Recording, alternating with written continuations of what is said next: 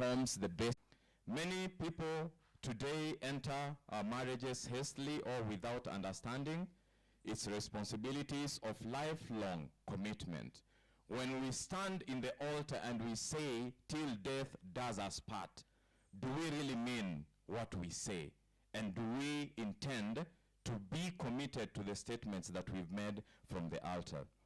There should be a need for prayerful consideration, character evaluation, and spiritual maturity before we get into marriage. Now, I want to assume that all of us are already there. So what are these significant challenges in our marriages today? The other one will be departure from God's ideal plan. And of course, the Adventist book, Adventist Home, page 25, Sister White says that marriage was in God's order. It was one of the first gifts of God to man, and it is a divine institution.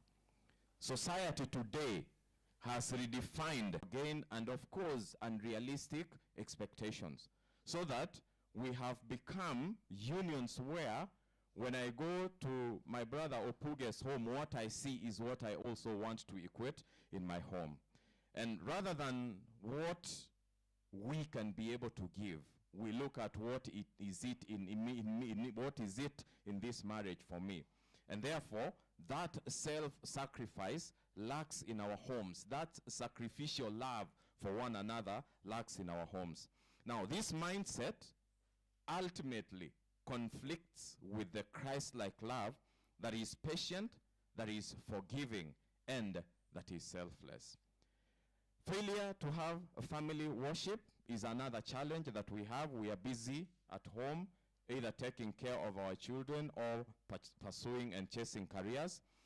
And the Adventist Home, page 19, says the home should be a place where angels love to dwell. There should be a season each day for prayer and Bible study. What kind of altars have we placed in our homes? The absence of shared prayer, Bible study, and spiritual unity weakens the bond between spouse. And today many couples neglect these spiritual practices, and without this divine connection, couples are more vulnerable to disunity, temptation, and strife. Satan's attacks on the family unit is another challenge. And the devil targets marriages because strong families are always the foundation of a strong church and society. This of course has led to the rise in infidelity. There is a lot of emotional disconnect between couples, and divorce aligns to the attack by the enemy. The Adventist Home book, page 114, says that Satan is ever working to destroy the sacredness of the marriage relationship. And therefore, Satan is attacking our homes. And anytime we give him an opportunity, anytime we build altars in our homes that are not lifting God up, we are surely designing challenges into our marriages today. There is also the neglect of roles and responsibilities. What is it that a man ought to do for his house as the priest of the home?